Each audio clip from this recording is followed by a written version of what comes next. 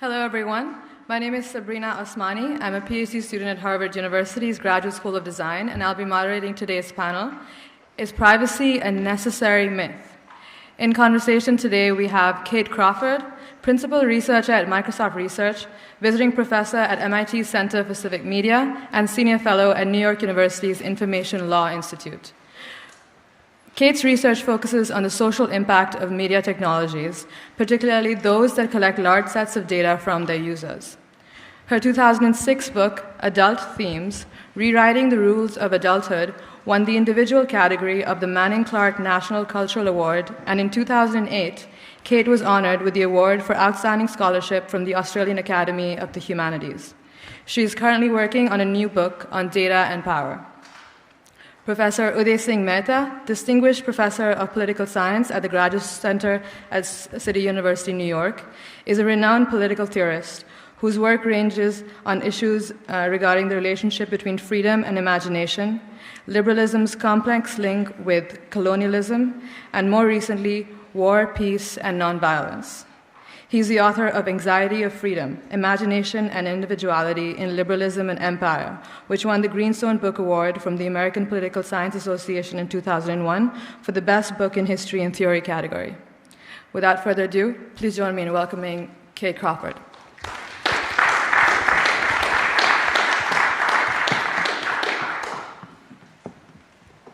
So good afternoon, everyone. I'd like to say it's such a pleasure to be here, and I'd like to thank Roger for inviting me and for everybody at the Hannah Arendt Center for making this conference happen.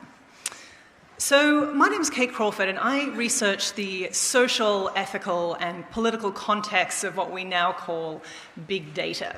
And what that's meant is that I've looked at everything from state surveillance through to biometrics, through to how we understand things like the smart city. And if there's something that's really kind of still continues to amaze me over 10 years of researching these topics, it's just how far the techniques of big data have spread into both the public and private sectors. It has been, in many ways, an extraordinary turn to data. And what I'd like to suggest today is that I think the privacy challenges that are presented by this turn to data are unlike anything we've faced before. And they're not just different by a matter of scale, but I think they're actually qualitatively different to the challenges that we've had in the past. I'm going to take a moment just for a very quick definition, because this term big data, not a big fan, I have to say. It's, let's face it, completely overhyped, and it's such a general term as to be almost completely meaningless. But back in 2011, Dana Boyd and I co-wrote a paper where we tried to define what big data is. And we thought about it not just in terms of the technicalities and its capacities in analytics, both of which are changing every week, but as a mythology. As a mythology that the more data we have, somehow the more objectivity and truth and accuracy we possess. And it's this mythology that I think is actually very important here, because it points to me that what we're looking at is basically an epistemological shift, as much as one that is technical or in other ways methodological. It's about how we define the very nature of knowledge. And I think in this sense, it's coming right up against the limitations of the 20th century understanding of this very individual right discourse where we've understood privacy. So what I'm going to do today is just quickly walk you through some of the research that I've been doing over the last few years and to try and consider some of these limitations of privacy. Now, this is not to critique privacy so much as to provoke us as to how we might do more with this idea and what new concepts we need to bring to bear to deal with these new technological capacities. Beyond privacy, I would like to suggest we need an ethics of data in order to contend with things like discrimination, inequity, and exploitation. So to begin, I'm going to take us back, far back to 1650. This is an extraordinary invention that was called the talking statue, and it was developed by a man, Athanasius Kircher, who was a pretty extraordinary Jesuit polymath. He invented the first magnetic clock, various automatons, sort of early robots, and the megaphone. And back in 1650, he developed this talking statue, which is basically a microphone. And what it would do is a huge spiral tube that would connect to this statue, and he would polish the inner surface of that tube to such a fine point that it would reflect the waveforms perfectly. So it would convey the sound from the crowded piazza below, where you'd have people sharing secrets and discussing politics of the day. So it would be piped directly up into the private chambers of an Italian aristocrat who's listening next to his statue. And what I love about this is that it for some ways captures, I think, exactly where we are now. It was always meant as a type of elite magic. This surveillance was the sort of thing that only people with enormous power and wealth could ever have access to. And of course, they were never supposed to reveal the working of the magic trick. So if you were in the piazza, you would never know that if you were having a private conversation, it was being piped upstairs. But what we can see here is that there's already this quite dramatic distinction in who does the surveillance. So listening systems, even at this very early stage, are about power, class, and invisibility. And I would suggest that they remain so to this day. Let me give you a much more contemporary example. Meet Hello Barbie. Now, some of you might know that Hello Barbie is just about to be released onto the market, and she's a little different to the previous Barbies that you might have known. This Barbie will be listening to the voices of your children and recording them, and then responding to them. At the back end of this extraordinary system is a data processing and analysis system developed by ToyTalk. But what is extraordinary about it, of course, is that in some ways, this is like Kirsch's talking statue. Except the data flow has been reversed. The sound is being taken from the private domestic space and then shared out into this piazza full of data scientists and engineers who will be analysing all of these recordings of children. Now, of course, Barbie is designed to elicit empathetic emotional responses from us. She's got this winsome smile and she'll have very sort of witty repartee. And of course, the idea is that she will get to know your children very well through this exchange and will be able to increasingly tailor what she's going to be saying to them. And of course, the fear of many parents is that increasingly market towards those specific individual children. Now, many of these kinds of devices already exist. Samsung was slapped on the wrist when they tried to release a TV that listens to your living room. We've got intelligent agents like Siri and Cortana. And of course, now Amazon has released a product called Echo, which will sit in your living room or your bedroom. And you can issue it instructions like search queries, and it will talk back to you.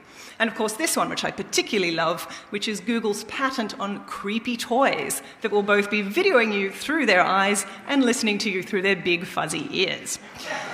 Pretty appealing. What is different here then to Kirsch's listening statue?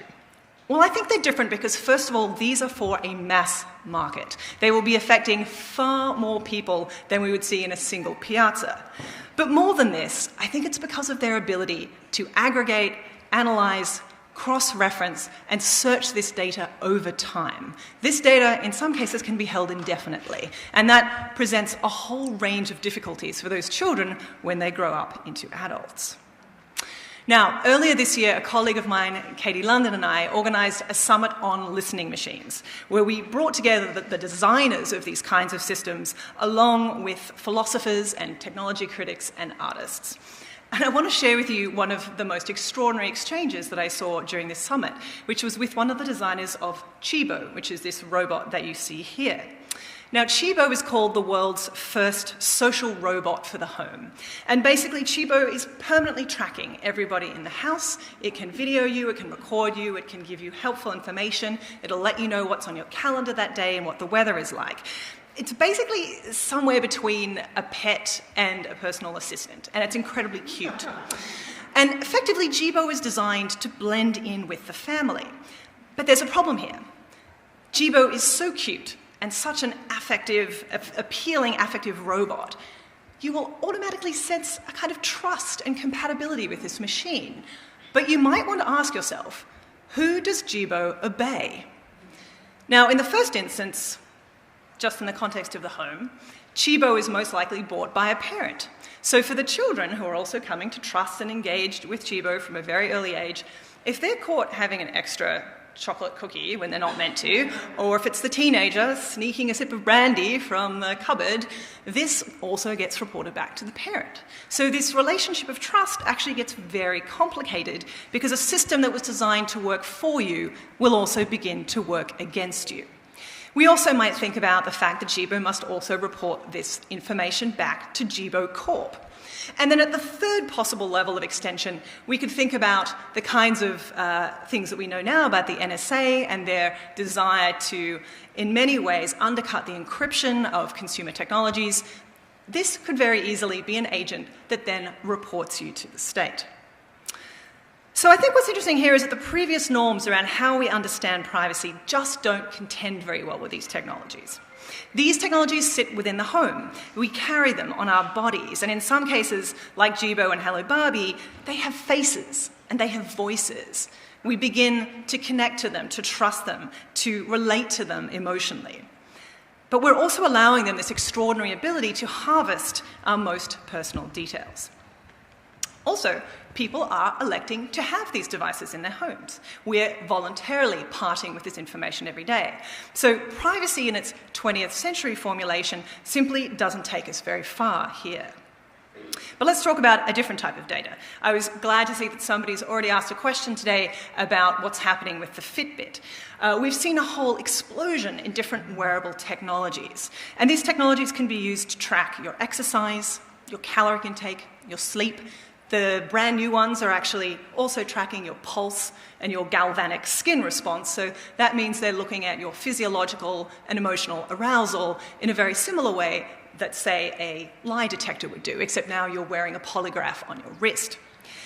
And what is interesting about this, of course, is that this kind of data can be very powerful. It can drive you to exercise more, to eat better, to change your patterns of living. But something else happens when you put one of these on your wrist, which is that you no longer become the most authoritative source of data about yourself. You have split a data stream between your recollection and understanding and the one that's being recorded by the device. And this can actually have some very serious ramifications. Now, in a paper with Jessa Lingle and Tero Karpi, we looked at some of these ramifications, and I was glad to see someone raise the issue of health insurance. We know now that John Hancock is the first US health insurer that has offered a discount, 9 to 12%, if you are prepared to part with all of your Fitbit data and put an app on your phone that will track you 24/7 and will report how long you spend at the gym, for example. The other thing that is also happening with this data that I think is quite interesting and somewhat concerning is that this is the first year where we've seen Fitbit data in the courtroom. So this was in the case of a personal injury trial where somebody used this data to show that their activities had in fact lessened. But think about the potential of how that data could be used in criminal cases to determine where you've been at particular times of day or how much activity you were engaged in. This gets particularly sticky when we realize that some of this technology is still not quite perfect. And so we've got the unfit bits, the fact that you can actually attach these to, say, a metronome and you can essentially hack the data yourself. So it's interesting that we see these as so objective when, in many ways, they're still quite partial and imperfect technologies. The other thing I want to quickly talk about is civic spaces that surveil us. And one that you may not have heard about yet, which is, of course, in church. This is something that I thought was quite interesting that we've found out only quite recently about a company called Face6 that produces a facial recognition system which is installed in churches around the world. And what it does is it tracks who's coming to church, who's not attending, who you should be checking up on. This may seem concerning enough, but the part that is really bothersome, of course, is that, as has been confessed by the CEO of Face6, most churches don't let people know that they have this facial recognition system installed. So even when you turn up, you're completely unaware that you're being tracked in these ways. At the moment, we just don't have any federal laws that govern the use of this type of facial recognition technology. So it effectively falls outside of most of the privacy frameworks in the US.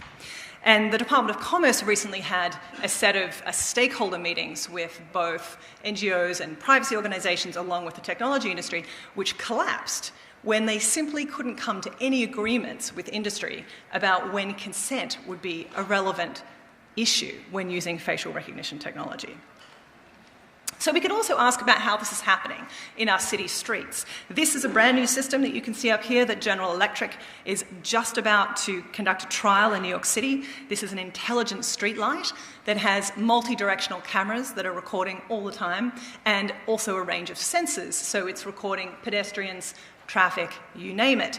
And I think what's interesting about this is that it's not particularly special. But it is one of hundreds, nay, thousands of smart city technologies that are being deployed in cities around the world, essentially to gather as much data as possible, ostensibly to address issues like safety and traffic congestion, etc. But what this also is a very significant shift towards big data-driven cities. And it's not clear to me what sense of ethics or democracy should accompany this. And here I'm thinking of a very disturbing incident that happened last year in the Ukraine, where people who attended a peaceful protest all received the same text message, which said that you have been registered as a participant in an illegal protest. So the fact that even in these spaces of streets, where we commonly associate forms of civic dissent and public protest, are actually profoundly surveilled spaces. So the epistemological basis here, I would suggest, is as clear as it is suspect. If knowledge and power are defined as always having more data, and if more data necessarily means greater safety and efficiency, then we have effectively agreed to a type of big data fundamentalism. This is ultimately a regime of endless measurement, a kind of philosophy of collect it all, driven by this desire to unearth all hidden thoughts and corners.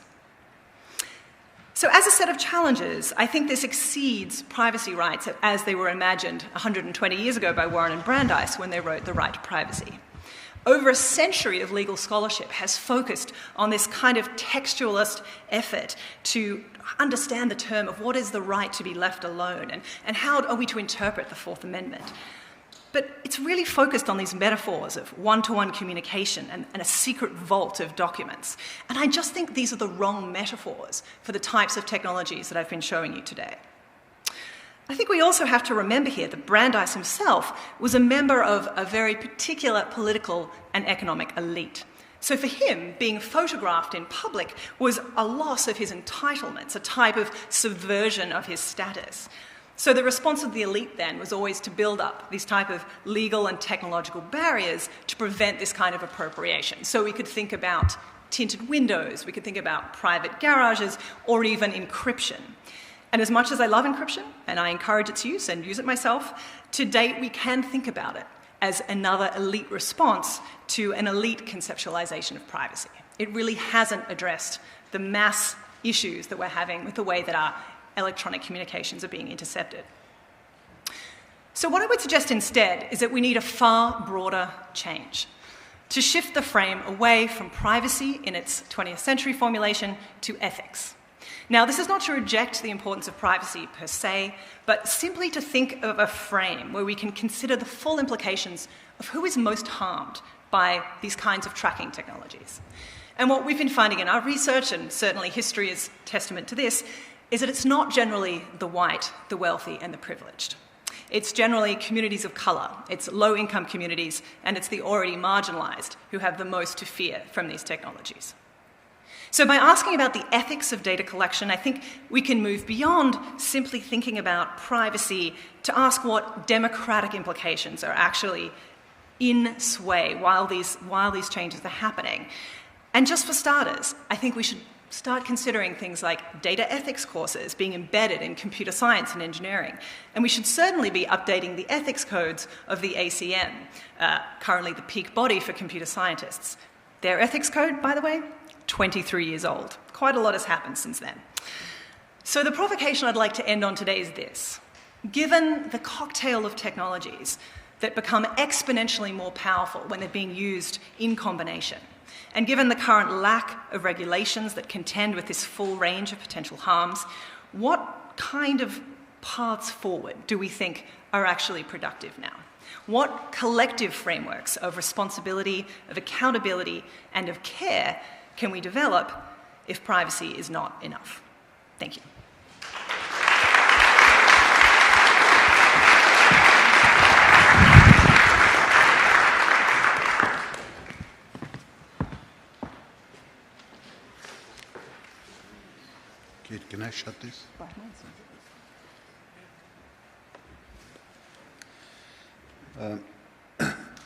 I want to start by thanking Roger and Bard and the Arendt Center. Roger has a remarkable capacity for organizing what I think are the most interesting conferences I attend. And I've attended a number of these conferences. He's also, as an aside, recently converted me to be a Mets fan. But as yet, I must be the most ignorant Mets fan because I barely know the rules of the game. But in any case, I owe a long-standing debt to Roger. What I'm going to speak on is slightly different than much of what you've heard today, and it's simply because I'm differently trained. I don't work on privacy. I'm a kind of run-of-the-mill political theorist. And so I want to start by giving you a kind of picture in which privacy becomes important. And it becomes important as a right. It seems to me one of the kind of transcendent values of modern political theory, and this was not true of ancient political theory, is the importance of security. Thomas Hobbes, who many people think of as a kind of founding figure of modern political thought, made it quite clear, and very few political thinkers since then have dissented on this point, that the unity of the state and the security of the state is a kind of transcendent value. So when Hobbes said salus populi suprema lex esto, he meant, that is, the safety of the people is the supreme law. He meant salus as safety, not as it had been typically understood, which was as salvation. Okay? So the safety of the republic or of the polity was this kind of founding value. Now, the reason I think it's important to keep this in mind is that other rights that emerge in conjunction or in response to this transcendent value of security of the state and the security of the individuals. The result of this claim that other rights emerge in response to this fundamental right of security or value of security is that one ends up in a situation where things like privacy have to be balanced with other things like security. And that is typically how the conversation about privacy rights goes. So that you have this desire for security against terrorists, security against foreign powers, security against your neighbors, and that has to kind of balance, in some sense, with the kind of right to privacy, just like other rights have to be balanced. You know, First Amendment rights have to be balanced, etc. And so you have this kind of balancing act always in play. And what it produces is a kind of politics of cost and benefit. And security is one element in that calculus. And I want to call it a politics of cost and benefit because I want to set this off with something else which I will call an ethics of privacy.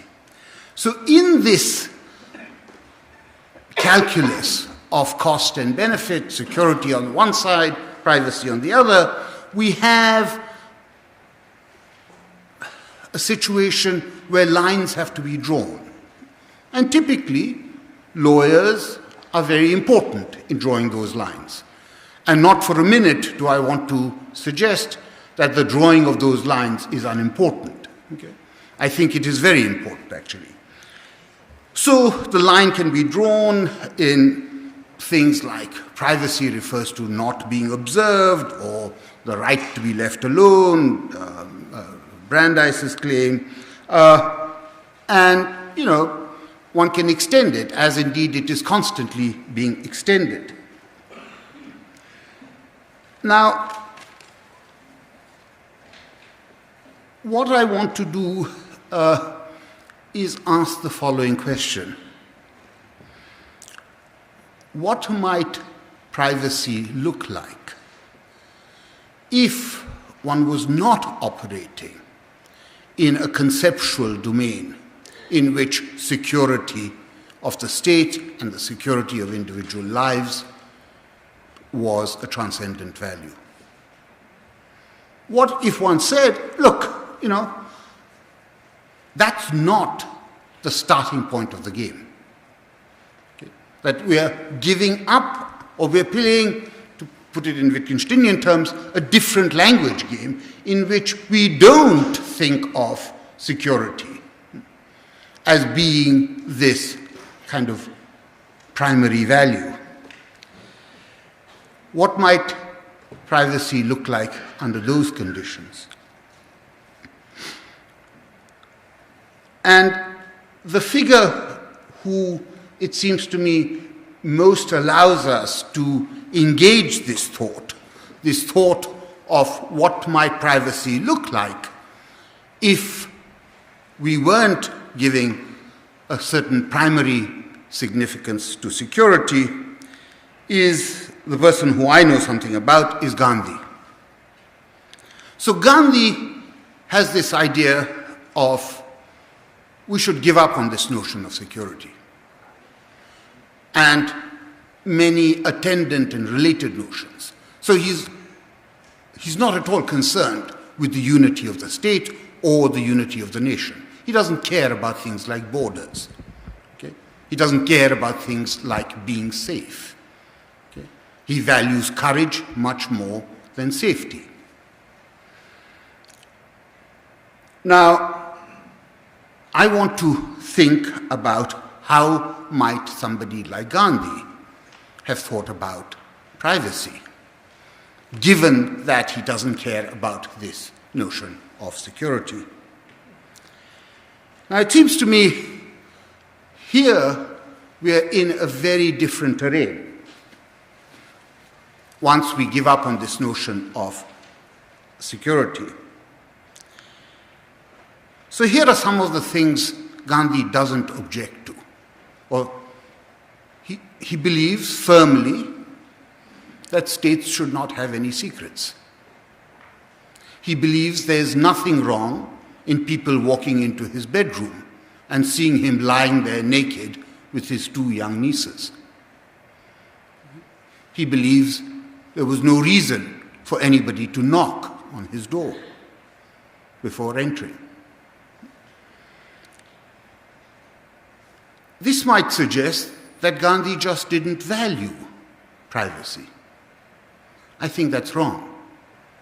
What he didn't value was privacy understood as a right, because he saw that right as just one among other rights which the state gave you or didn't give you, or gave you partially, and it had to barter it off. As I said, it had to balance it with other rights.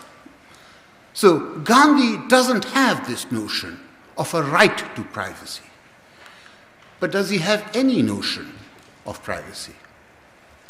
Now, Roger invoked Arendt's idea, very important idea, that in some sense what was important about the right to privacy was that it made possible an inner life. It gave depth to life. Gandhi certainly believed in that inner life.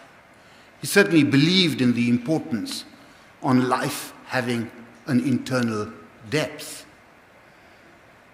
But for him, that depth did not turn on not being observed. For him, it didn't matter, in some sense, to his inner life whether he was being observed or not. So, famously, in the beginning, or towards the very beginning, in the second paragraph, I think, of his autobiography, Gandhi says, "There are some things that are only between me and my Creator. Those clearly cannot be communicated." And those are the things that that he values the most, his inner life. But he would never think of seeking protection for those aspects of his inner life by wagering a claim against the state on grounds of the right of privacy.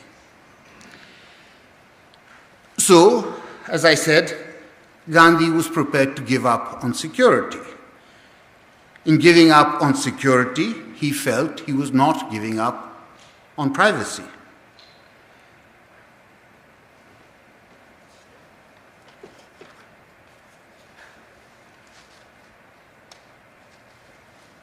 Gandhi also didn't think that privacy was associated with intimacy in the ways we typically think of it as being associated with intimacy. We think of it as being associated with intimacy as a domain which is somehow violated by the presence of others or the eyes of others or by surveillance. Gandhi's conception of intimacy was completely different. It did not turn on this occlusion. It did not, in that sense, turn on being in a dark space or a darkened space. It turned, in many ways, on something altogether different. The inner life was the life of self-searching. It was, in this sense, much, much more Socratic. The inner life was about understanding oneself, knowing oneself. And that concern with privacy, which I'm identifying as a concern with privacy that is not linked to the right of privacy, it seems to me is altogether different than, in some sense, what we are talking about. Because what we are talking about is implicitly and quite often very explicitly tied to a right that one has because one also wants something, and principally one wants a certain kind of security from the state, and the state can always say something like, because you want that security, you have to give up on something else. And that something else that you give up on is often privacy. Gandhi didn't, as it were, abide this calculus. His is not a politics of negotiating between different rights. It seems to me it's better to think of it as a kind of ethics of the self, which deeply cherishes privacy, but in which that concern with privacy cannot ever be relegated to something one gets from the state. Thank you.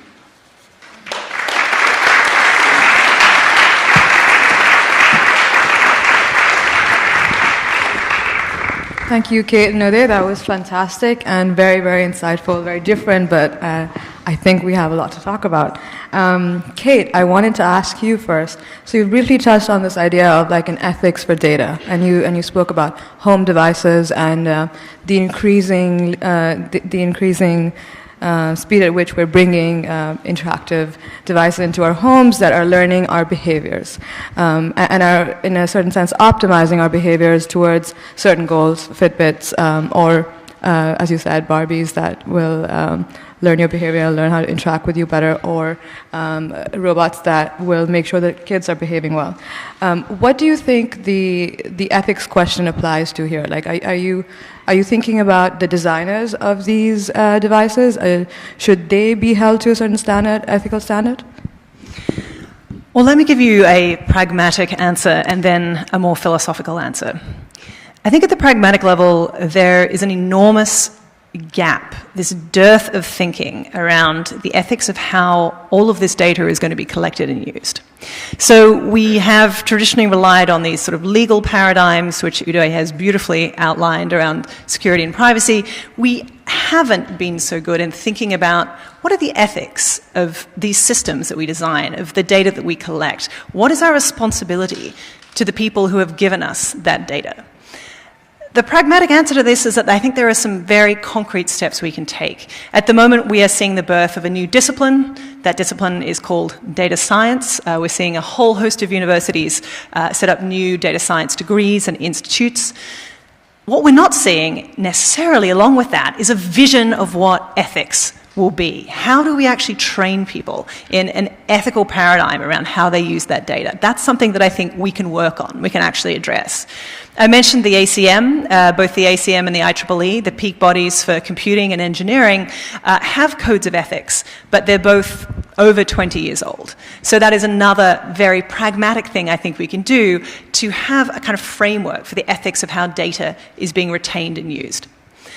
But I would like to turn more to this philosophical question, certainly in response to Uday's provocations around Gandhi. And I think about this in relation to this idea of what is the ethics of the self here? Now, in the research paper that we did looking specifically at wearables, what we found really quite stark in the way these things are advertised and marketed is that they're meant to give you self-knowledge. That by having a wearable that tracks your pulse and your exercise and your sleep, that you will know yourself better. And that's a pretty big claim. And I think what's interesting about that is, does that data actually represent you? It's an attractive notion that somehow by exteriorizing our data that we will know ourselves better. But I think we actually have to question that. And instead we have to come to a sense of, what is this idea of self-knowledge that is separate from mass data collection? Because at the moment I think those two things are being subsumed in really problematic ways. Thank you. Well, to follow up with that, what do you think about, on the one hand, we have very succinct systems that collect the data, and that data is used to analyze your behavior. But what about if we take that argument to the extreme and we have systems that not only understand you, but recommend things that you do based on not value systems that are programmed into it necessarily, but values that it automatically learns over time? What does that say about self-direction rather than just self-identity? Well, here's where it gets really interesting very quickly, which is, what if these systems start to know us better than we know ourselves? What if we think about the kinds of, certainly in my case, the kinds of range of questions that I've put into search engines over the last 10 years of my life as being an extraordinary kind of account of the thoughts and concerns that I've had as an individual that really represent something very deep about me. There was a great line that a Google engineer used once, which was that, we know what you're thinking and wanting about 2 days before you do. And I think there's something in that we've created almost these 21st century oracles that we give our most intimate thoughts to. And again, I was thinking again of Uday's sort of referencing of Gandhi and his interactions with his creator, that very intimate sense of exchanges of questions, of how we pose the things that mean the most to us. For many people, particularly those people who are secular, that's happening in these environments, in these enormous data collection environments that then, in their own way, have this very intimate knowledge, very detailed sense of who we are. Now that goes beyond a sense of privacy, of keeping things to ourselves, because in many ways we can't even see this incredibly detailed picture of ourselves because it's been so externalized over such a long period of time. So there are some really interesting questions we can ask when you start laying particular kinds of predictive analytics over that say, well, we kind of know what Kate's been thinking and doing for the last 10 years. We know when she's sick, we know when she's traveling. We can start to make some pretty insightful predictions about what she's going to do next. So then we're actually creating systems that not only have this ability to be time machines in the way that Ben Weisner referred to the NSA's data collection that go backwards, but we have the capacity to create machines that can go forward in time, that can very accurately predict what we will be doing in the next days, weeks, and months. And this is where I think we get to some really interesting questions about subjectivity and time and self-knowledge. Thank you. Uday, so what do you think about this idea of having this mass optimization sort of govern the way that we live our lives? How does that bring tension to this idea that you brought up, that we have a relationship between the self and the state, and this relationship gives rise to the ethics of what it means to be a self in a society and what values one espouses there? Look,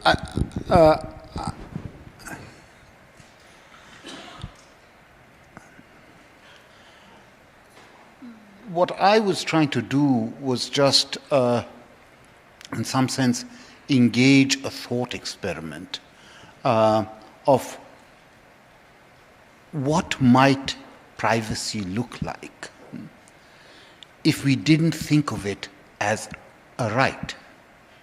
Because when we think of it as a right, we are immediately in that vortex where there are other rights. There are the rights of other people. There's First Amendment considerations, there are Fourth Amendment considerations, there are national security considerations. And for very, very good reasons. Once you're in that framework, you make arguments for this or for that and this or that. Yeah? And not for a minute do I want to say, look, there's something completely wrong about that game. Okay? Not for a minute do I want to say this talk about right of privacy is rubbish. Okay? But I do think that it is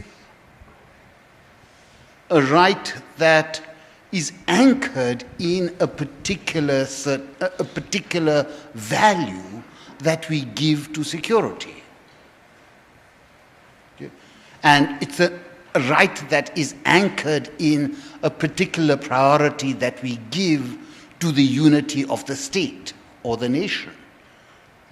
And once one says, look, that's really not what I value, okay, then it seems to me privacy can look very, very different. You know? And I think with somebody like Gandhi, there's no question he valued something which we can recognize as a concern with the self. He valued a particular form of being left alone. After all, that was what the idea behind having a day of silence every week. That was the idea behind fasting. It was a form of deepening your relationship to the self. But there could be no such thing as a right to fasting, a right to silence. If you said to him, you know, is there a right to silence? He would have looked at you, you know, quizzically and said, I didn't speak about that. What I value is a form of privacy in which something like fasting, or for him fasting, celibacy, silence, you know, that thing, spinning wheel, you know, as he says, you know, what's the importance of the spinning wheel? Is it gives you a sense of the infinity of internal time. Whatever the hell that means, I don't know what it means, okay? But it suggests a very profound understanding of the value of something which, for better or worse, we'll call privacy. But it could never be called, it could never be anchored in the right to privacy. let me just say one thing in relation to that, because I think this is a fascinating debate around where we draw the boundaries of the self now. And I'm curious if the kind of leniency and the kind of welcoming mode of using technologies that in some ways extend our understanding of the self in an almost sort of McLuhan-esque way, that this has also produced a way in which, where is that boundary? Where does that boundary of subjectivity live? That idea that the self was clearly known to you, you knew where it began and where it ended and where the next person began and where it ended. I think this starts to shift a little in these much more technological networked spaces where the self is connected to a whole range of both human and non-human networks, which we use in many ways to augment our own sort of selfhood and our own capacities. And this is where I think it gets very, very complicated indeed, because that also changes our sense of a hermetically contained self, because we are connected into so many networks that move well beyond our understanding of the individual. And this is again where I think where we agree is the limitation of the rights-based discourse, which is very much about an individual having an individual set of things that they can protect. What we certainly see in the work that I do around big data is that you as an individual data point is actually not that interesting. It's you in relation to an enormous aggregation of data. You are understood in these far greater collectivities of data. That's where meaning comes from. So again, we're thinking about these more collective, more aggregate forms, rather than these very individualistic forms that I think certainly privacy rights-based discourses have been far more used to. But let's throw to questions. I don't want to take too much more time from people. Questions to people? So anyone would like? In the back, gentleman with the blazer.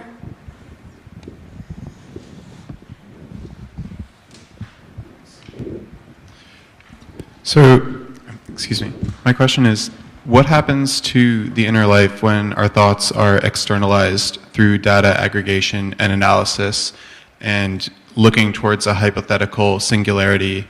Is there privacy in such a situation?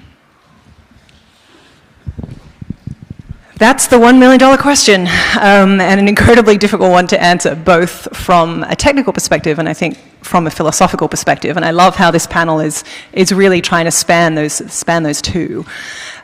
I think in many ways, this is exactly what I'm trying to point to, which is that because we share so much of the inner life with a set of systems which are networked to other systems which are aggregating that data for other purposes, sometimes completely against our own interests, that this idea of what happens to the internal life and the sense of self is actually getting very complicated.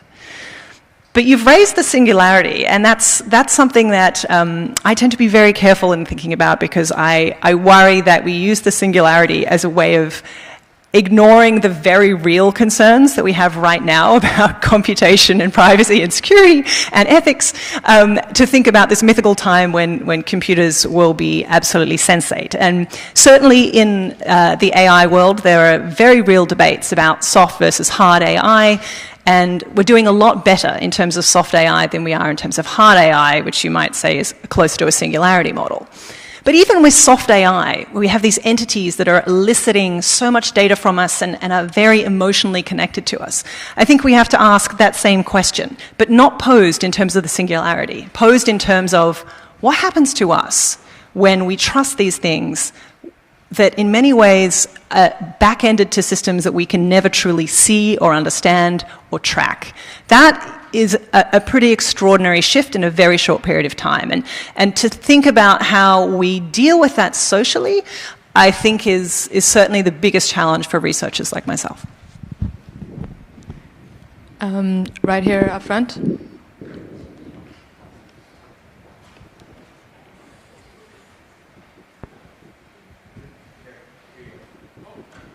For Professor Mehta, I absolutely agree with you that privacy is not a right. We have a Fourth Amendment, a Bill of Rights, and that prohibits certain, it's about entering, that sort of thing. But that is not what I don't think you mean, and it's not what I mean by privacy, and I don't think that is a right.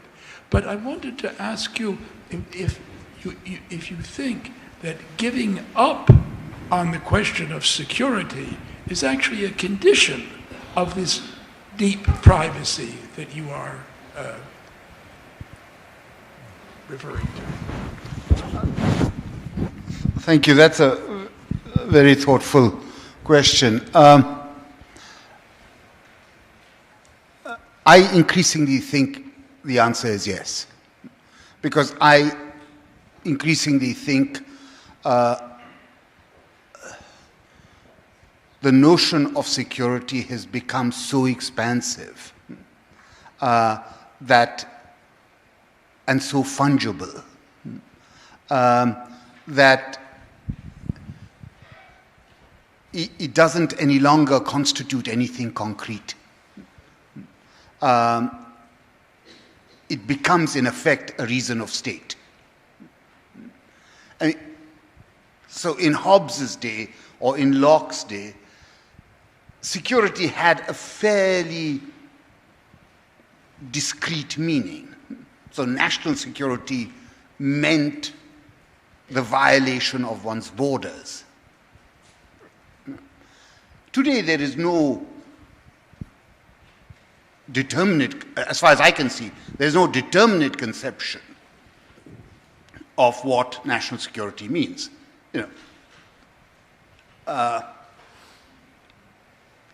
So the justification of me having to, take off half my clothes every time I go through airport security is at some level national security. For me, that's too expansive a definition. I also think that for somebody like Gandhi, and here I'm speaking on behalf of Gandhi and not,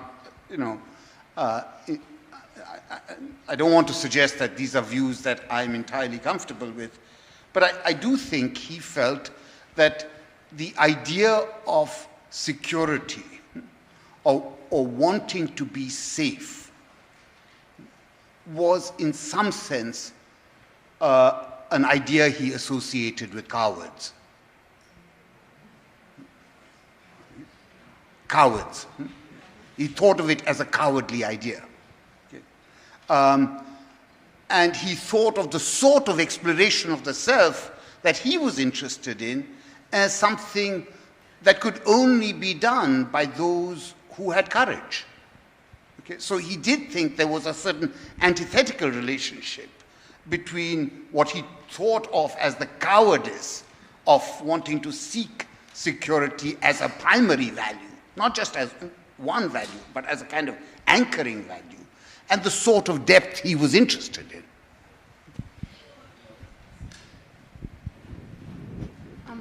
That was what you just said gets to something I've been thinking about and listening to the two of you. When you speak about the self, I'm captivated and I'm deeply moved by it, and it stimulates my own thoughts.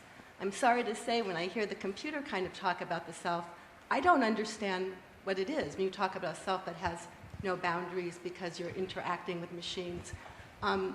I've been very struck by this, and I wonder when the people who are more technologically based, when they hear humanists speak, do they feel the same kind of alienation that I feel? That it's a kind of real split. I'm being very, I mean this very, it's funny, but I mean it very seriously. That it feels like we're really occupying two different worlds. And our languages, when you speak of an ethics of data, I have no idea what that might look like. When I hear about ethics of what it's like to be Aristotelian or to have a courage, a virtue, that I understand. And one other thing that was striking to me, so I spoke earlier about invasive journalism, the 19th century, there were many schools that emerged for journalism ethics and codes of ethics, which we can see what's happened. I mean, it didn't have much effect. If they're going to police themselves, it doesn't seem like a very good system. And it's troubling to me, really, to have this panel so interesting, because I'm sure for the people who are humanist-based, I'm assuming they're having a similar experience to mine, and to the people who are technologically based, perhaps they're having that same sense of alienation. I felt that way with the last panel, too. I felt I didn't know what was it the one that was about, yeah, it was the last panel. I didn't know where was the moral center of that. Where the one about Snowden and about that, I understood where the moral center was. Anyway, I don't mean to go on, but I'm just curious about if people feel the same way I do, or am I the only insane person here?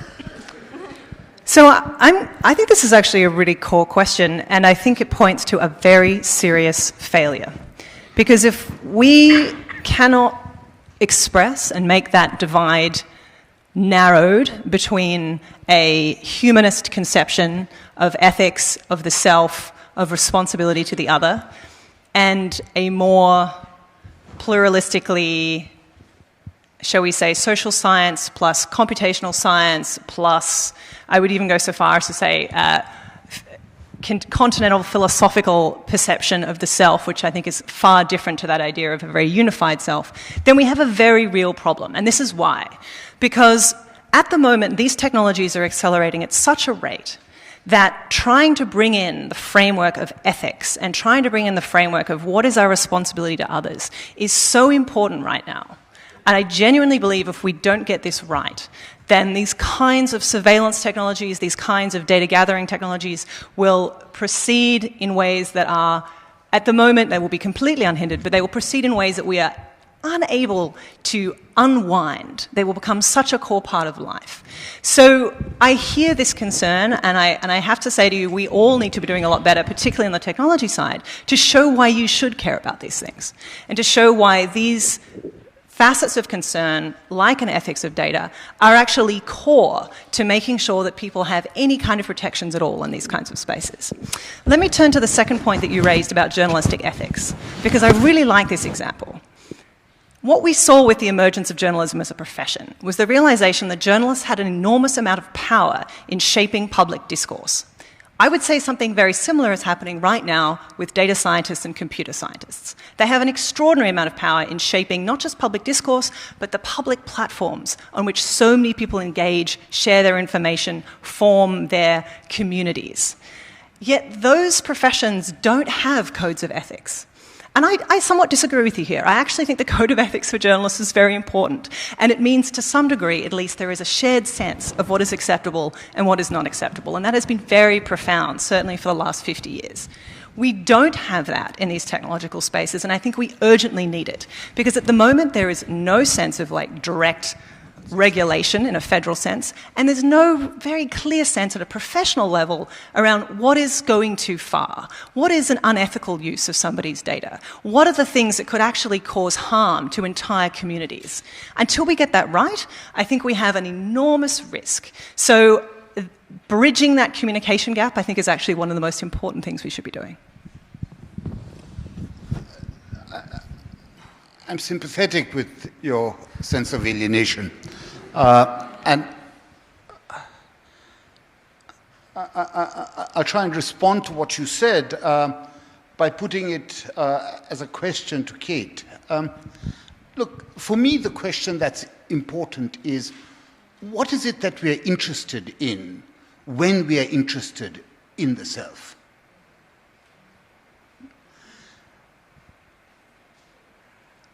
If what most worries us about the self is that all of our consumer preferences are being recorded, or everywhere that I go in a mall is being recorded, or these funny toys, this Barbie and whoever, knows, whether my 5-year-old daughter has drunk her milk or not. If that's what we are worried about, that information is now going into some supercomputer, in Facebook, etc., and they can predict the next time my daughter will or will not drink her milk, that's a concern about a particular kind of self. I'm not sure that self, and that self may be very threatened by modern technology, but I think there is another self that we are not talking about, okay?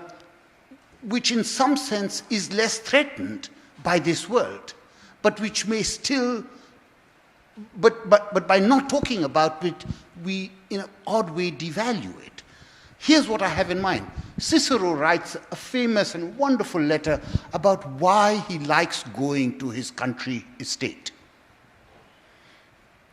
And roughly the reason is it allows him to contemplate nature and the infinite. Virginia Woolf says something very similar in A Room of one's own. It is a self that is concerned with a certain kind of transcendence, infinity, etc. Now, that self, I have a feeling, is in some sense less threatened by what you're talking about.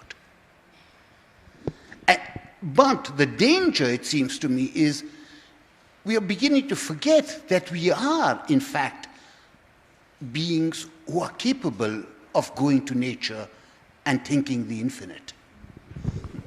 What we are worried about is, well, somebody's got all this data on me. I'm worried about it too, okay? It's not that I don't care about it, it's not that, but it is a kind of different kind of self. So I think this is a fascinating question because I think this is exactly at the root of what we disagree about.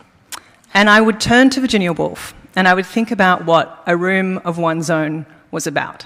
It was about that ability to have a space of autonomy, of agency, of privacy, where you could think your thoughts, you could produce your work, and you could have a sense of economic and, in many cases, of intellectual independence. It is precisely that is being threatened by these technologies that I'm talking about. It is precisely that sense of agency, autonomy, independence, and an ability to remove yourself from the network. That is exactly what we're losing. And if I could turn to Hannah Arendt, when she talks about the fact that there are many things that cannot withstand the implacable light of the public realm. We are shifting so many things that used to be part of that private domain into domains that are now tracked, analyzed, processed, and then used to sell us things, to market us things. This exchange is so profound that it cuts exactly to what Hannah Arendt was talking about in the constitution of what a public life meant versus a private life. I would suggest to you that these technologies actually threaten the idea of a private life as Arendt knew it, and certainly threaten the idea of a room of one's own as Virginia Woolf understood it.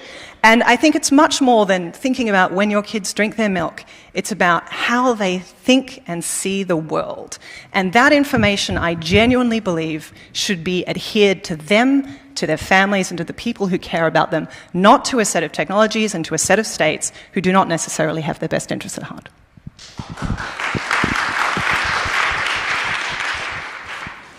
I'd like to add something to that.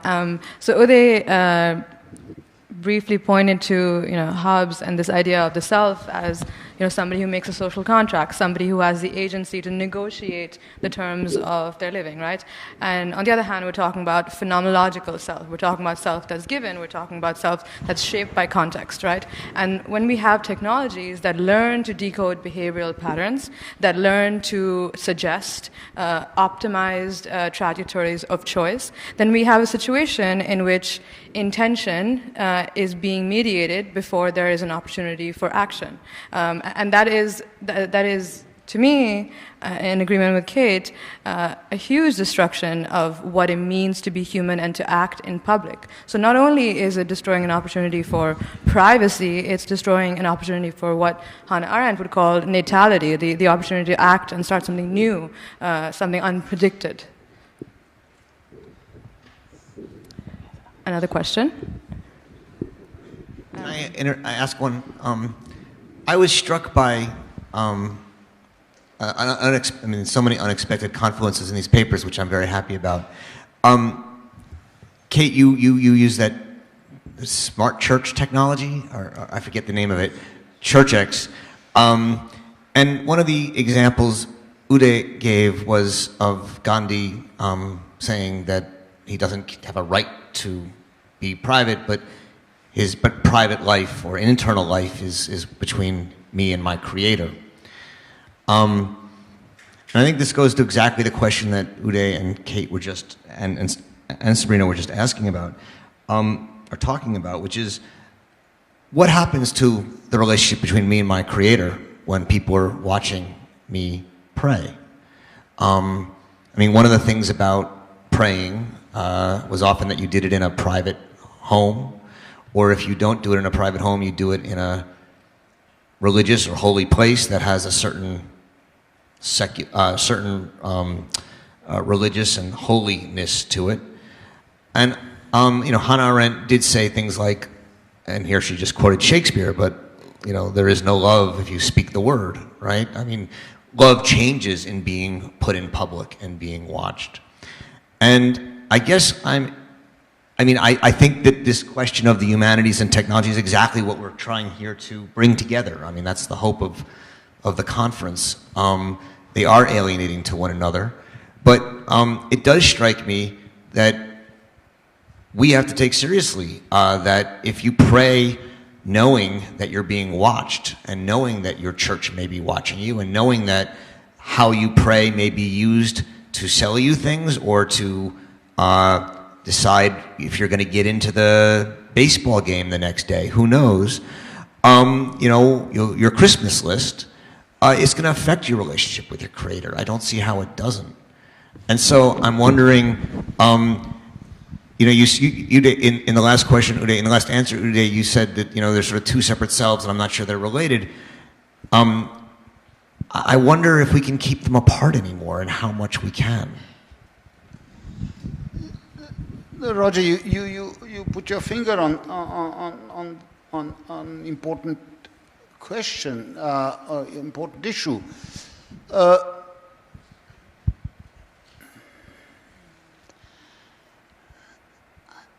I guess, well, first of all, just to reiterate, I'm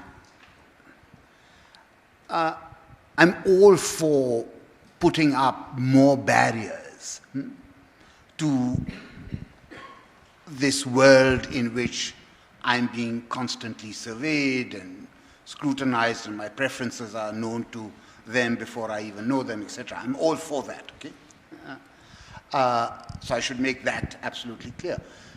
What I'm just thinking aloud about is Gandhi has, it seems to me, a conception of the self, which is so maybe peculiar. And it is certainly at best, minimally, it is really very peculiar. Okay? But it is, what's interesting about that conception of the self is that the self is responsible for itself. Okay? It has to create its own depth. It has to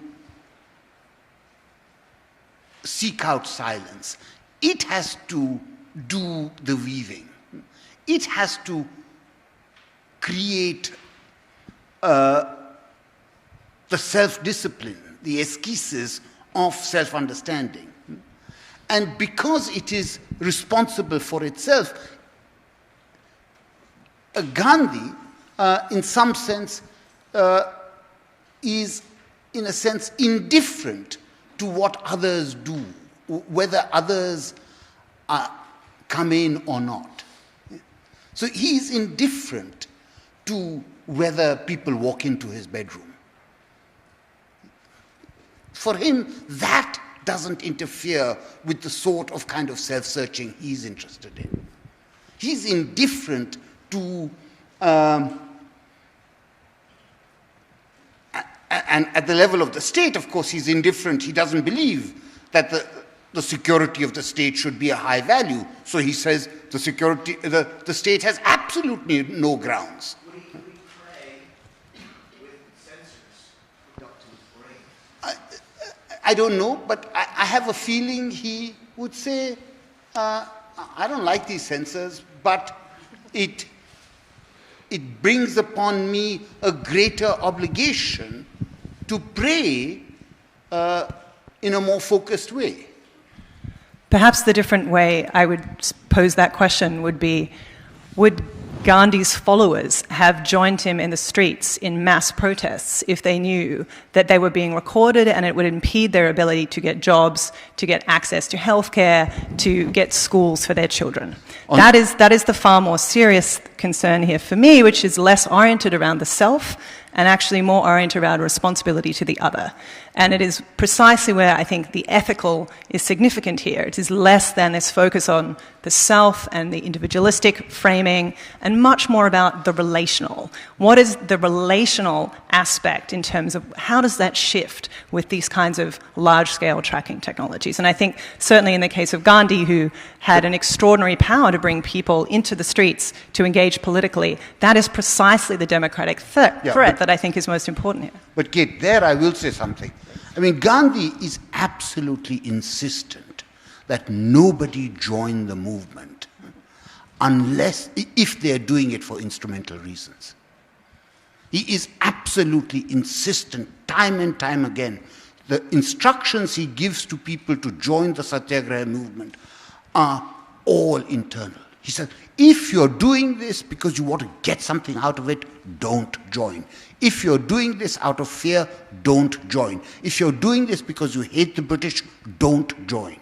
Precisely, but if you are doing it because you genuinely have political feeling that this is important and you cannot express that feeling in public because it is going to harm your future potential or the future potential of your family, that is a very different calculus. Yes. And it is that calculus that I think we need to discuss in these kinds of contexts. That's the ethics of data that I think is important here. If we think it's acceptable to film people and record people at protests and to send them threatening text messages, then that, to me, is something that we have to be seriously weighing in terms of thinking about the democratic threat of these kinds of technologies. Question right up here. We just have one from Ashkan. Ashkan, yeah. So going back to this frame of self and the earlier question of whether it's humanistic or technologistic, I kind of want to ask, and I haven't fully articulated this, so work with me here, but this idea of how we, independent of the privacy issues of being observed and the data being used and et cetera, just our decision-making and the way we learn and the way we define ourselves and the way we make decisions, right? The way we seek information, the way we search for books and thoughts. I often, as a thought experiment, ask who in the audience here, for example, the first time you came to this location, how many of you used a map and how many of you used a mapping service like an app or a navigation app? Yeah. So, right. But now, if you look at our generation or the newer generations, they would often rely on a Google Maps or some sort of algorithmically driven tool that helps them find the things they want. You rely on it to filter your email. If you use email, you rely on it to filter your news feeds. If you use any social media, you rely on it to navigate a map. And the question, I think, the idea of self is how much do you know about that algorithm, how it's influencing you and how it's driving you. The thought experiment I always wonder is when you type in the location from your house to this to the Bard Center, to the stadium, to the Bard School, how do you know that that is the fastest, quickest, most optimal path based on traffic and distance? And how do you know whether the company that provides you that service might route you in front of a billboard that they want you to see? Do you know? Not that we say that happens, but do you have any idea what those biases are and how much of those are essentially, those systems are reflecting your intents and your wants, and how much of them are reflecting the wants of the people that want you to follow a direction or an outcome?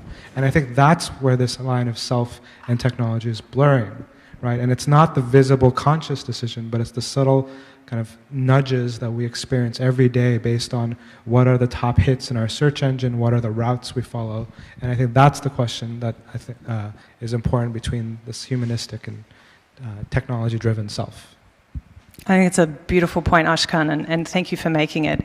I think also, just a quick thing I'd add is, how do we nourish the self? I mean, if we think about the self as something that is given to us upon birth, how do we nourish it? What are its inputs? And for many of us, it's books, it's going to galleries, it's going to libraries, it's engagement with knowledge and with different forms of cultural production.